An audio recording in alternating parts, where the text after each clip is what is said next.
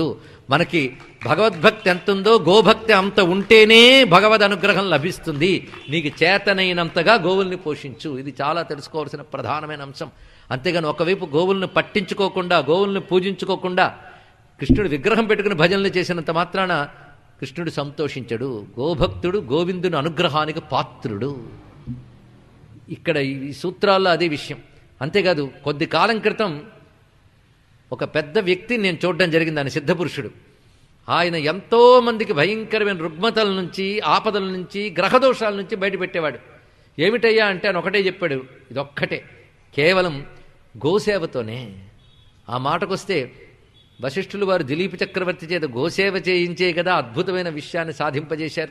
ఇవన్నీ కూడా సనాతన ధర్మంలో ఉన్నటువంటి ప్రత్యేకమైన అంశం. గోప్రశంస జరుగుతూ ఉంటే కృష్ణ పరమాత్మ ఆనందభరితుడవుతాడు. ఆయన దొరికేది గోవుల నడుమని. అందుకు